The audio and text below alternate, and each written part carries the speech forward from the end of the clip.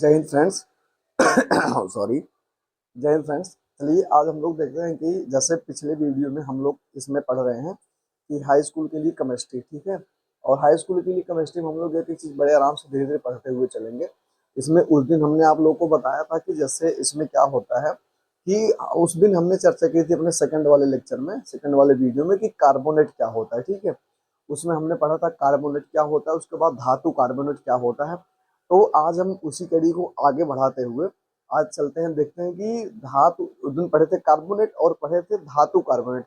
आज हमें पढ़ना है धातु हाइड्रोजन कार्बोनेट, ठीक है। तो एक बार पिछली चीजों को हम रिवाइज कर देते हैं जिससे आप लोग उसको अच्छे से समझ जाएं।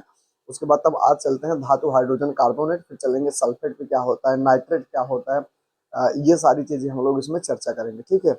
आइए देखते हैं। ये बेसिक है। बेसिक का मतलब ये सिर्फ हाई स्कूल के लिए नहीं है, ये कक्षा 9, 10, 11, 12 मतलब सबका बेसिक के हिसाब से कह सकते हैं, ठीक है। तो आइए सबसे पहले देखते हैं। तो फ्रेंड्स, हम लोग इसमें सबसे पहले चर्चा करते हैं कार्बोनेट क्या होता है। चीजों को रिवाइज करते हैं दोबारा, फिर उसके बाद अपना पढ़ना आगे शुरू करेंगे, ठीक है। तो आराम से देखते रहिए। पहली चीज है यहाँ पे कार्बोनेट क्या होता है। पहली चीज क्या होती है, कार्बोनेट। जो फ्रेंड्स यहाँ पे कार्बोनेट है, ये हिंदी अंग्रेजी दोनों में इसको कार्बोनेट ही कहते हैं, ठीक है। कार्बोनेट।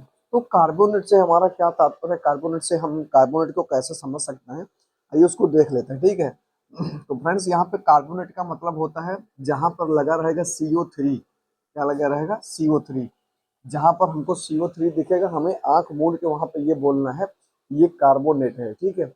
अगर यही कार्बोनेट किसी धातु के साथ में हो तो उसको बोलते हैं धातु कार्बोनेट। क्या बोलते हैं, धातु कार्बोनेट, ठीक है। जैसे जैसे हमारे पास क्या है, ये यहाँ पे अगर हम बात करें सोडियम, सोडियम एक धातु है, ये कैल्शियम एक धातु है, पोटेशियम एक धातु है, उसके बाद जिंक एक धातु है।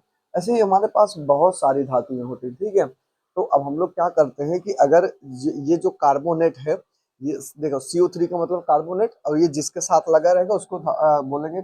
जैसे ये कार्बोनेट है, ये लगा रहेगा सोडियम के साथ, जैसे Na CO3, तो इसको बोलेंगे सोडियम कार्बोनेट। इसको क्या बोलेंगे, सोडियम कार्बोनेट, ठीक है।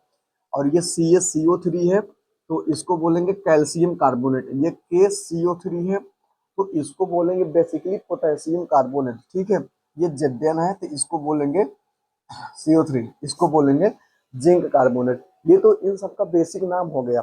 अब अगर इन सबको एक बार में हमें कहना हो तो क्या कहेंगे, इन सबका एक नाम है, इन सबको बोलते हैं धातु कार्बोनेट। क्या बोलते हैं, धातु कार्बोनेट। इन सबको बोलते हैं धातु कार्बोनेट, यानी ये इन सबका अलग अलग नाम है लेकिन सब धातु कार्बोनेट है, सब धातु फैमिली की क्या है, कार्बोनेट, ठीक है। ये तो हो गया। अब हम आइए देखते हैं कि हमारा धातु हाइड्रोजन कार्बोनेट क्या होता है। जैसे जहां पे CO3 था, यहाँ पर तो हम बोल दिए थे कार्बोनेट, ठीक है। लेकिन जहां पर जैसे हमारे पास ये जैसे Na CO3 है, आइए इसी में लेके बताते हैं। Na एक धातु है, CO3 है कार्बोनेट, तो इसको हम कह देते हैं सोडियम कार्बोनेट, सोडियम कार्बोनेट। नाम में क्लियर है, एकदम नाम में स्पष्ट है। अगर हम इसी को ऐसे लिखें, Na, उसके बाद H, उसके बाद CO3, ठीक है। अगर हम इसको ऐसे लिखें, यहाँ पे देखिए, पहले यहाँ पे देखिए, यहाँ पे सिर्फ सोडियम है, उसके बाद कार्बोनेट है। यहाँ पे सोडियम कार्बोनेट तो है, बीच में हाइड्रोजन भी है, बीच में क्या है, हाइड्रोजन, ठीक है। तो इसका नाम हो जाएगा सोडियम हाइड्रोजन कार्बोनेट। क्या वो हो जाएगा, ये सोडियम हाइड्रोजन कार्बोनेट, ये हो जाएगा सोडियम हाइड्रोजन, उसके बाद ये हो जाता है कार्बोनेट।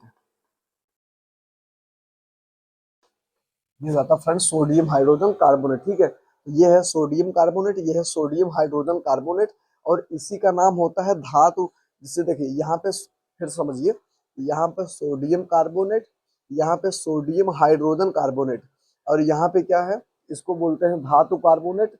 इसको बोलेंगे धातु हाइड्रोजन कार्बोनेट, यानी जो धातु हाइड्रोजन कार्बोनेट है, ये इसका बेसिक नाम है, ठीक है। अब इसी तरह से क्या होगा, अगर जैसे Ca ले लें, CaHCO3, इसको बोलेंगे कैल्शियम हाइड्रोजन कार्बोनेट। ये भी धातु हाइड्रोजन कार्बोनेट है, ये भी क्या है, धातु हाइड्रोजन कार्बोनेट है, ये भी धातु हाइड्रोजन कार्बोनेट है। क्यों, क्योंकि सोडियम धातु है, इसके साथ कार्बोनेट जुड़ा, बीच में हाइड्रोजन आया हुआ, ठीक है। हमारे हिसाब से ऐसे जैसे Na के साथ है तो सोडियम हाइड्रोजन कार्बोनेट, कैल्शियम के साथ है तो कैल्शियम हाइड्रोजन कार्बन, ऐसा सबके साथ होगा, ठीक है, ये तो हम समझ गए। आइए हम लोग चर्चा करते हैं आज इसमें कि अगली चीज जैसे सल्फेट क्या होता है, हमारा नाइट्रेट क्या होता है, आइए उसके बारे में चर्चा करते हैं, ठीक है। हम तब तक इसको क्या करते हैं, मिटा लेते हैं।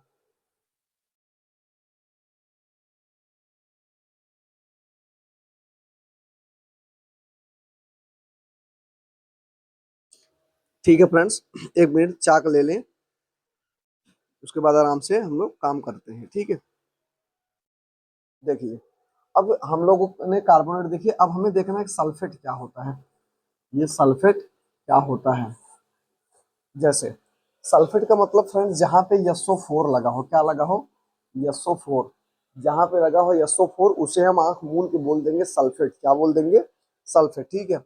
जैसे अगर ये सल्फेट जो है सोडियम के साथ लगा, जैसे Na, उसके बाद SO4, ये NaSO4 है, SO4 का मतलब है सल्फेट, क्या होता है, सल्फेट।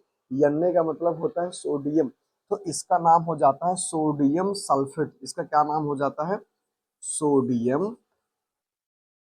उसके बाद इसका क्या नाम हो जाता है, सल्फेट, इसका नाम हो जाता है सोडियम सल्फेट, ठीक है। इसी प्रकार से अगर मान लीजिए यहाँ ना आकर के यहाँ आ गया जिंक, यानी ZnSO, उसके बाद 4, तो इसका क्या नाम हो जाता है, इसका नाम हो जाता है जिंक सल्फेट, क्या नाम हो जाता है इसका, जिंक सल्फेट। तो फ्रेंड्स हमारे हिसाब से इसी हिसाब से सल्फेट है, सल्फेट का मतलब जहाँ पे SO4 लगा रहेगा उसको हम लोग बोलते हैं बेसिकली क्या, सल्फेट, ठीक है। तो ये आप लोग बड़े आराम से समझ गए होंगे। आइए अब इसको मिटाते हैं, मिटाएंगे नहीं कि जगह है आगे, ठीक है। अब यहाँ पे देख लेते हैं अगली चीज, नाइट्रेट क्या होता है, यहाँ पे क्या होता है, नाइट्रेट।